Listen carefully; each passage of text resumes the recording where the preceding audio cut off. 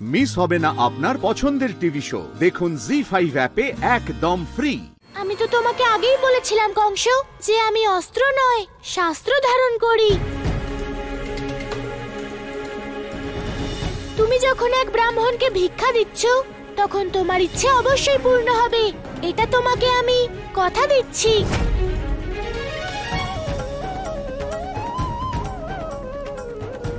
চলো আমার সঙ্গে।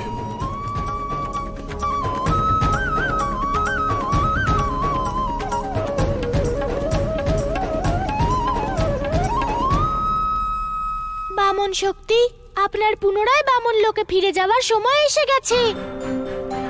কংস, আমি তোমার এই দান গ্রহণ করছি।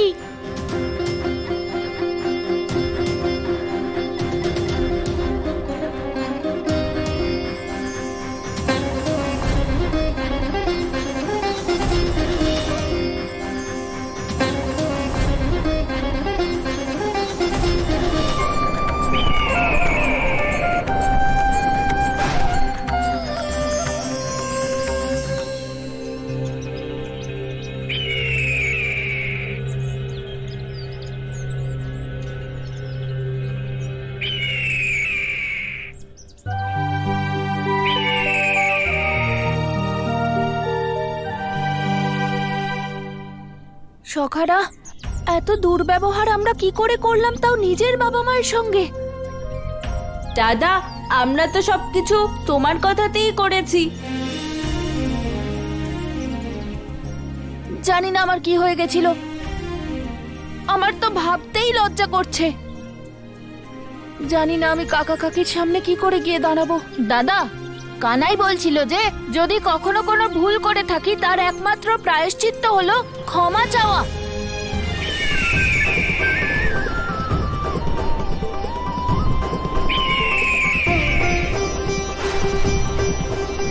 বামন, আমার নেত্রের আগুনে ভস্ম হয়ে তুমি জীবিত হলে কি করে?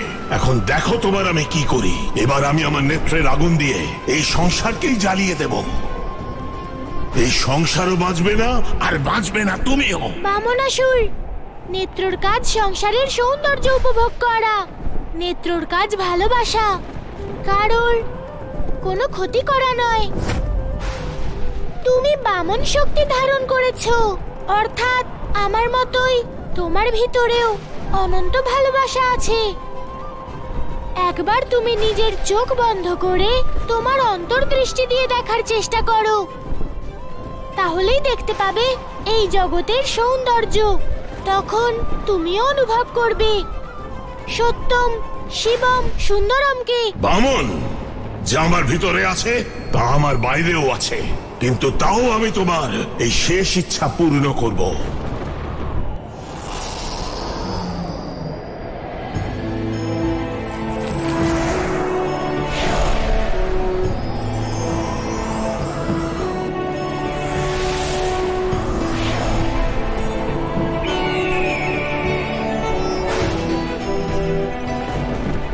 প্রভু, আপনি ধন্য। আপনি এক মুহূর্তে আমার সমস্ত অজ্ঞানতা দূর করে দিলেন।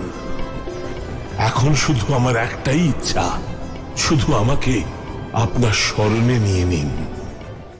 জি5 ডাউনলোড করুন আর সব এপিসোড দেখুন একদম ফ্রি।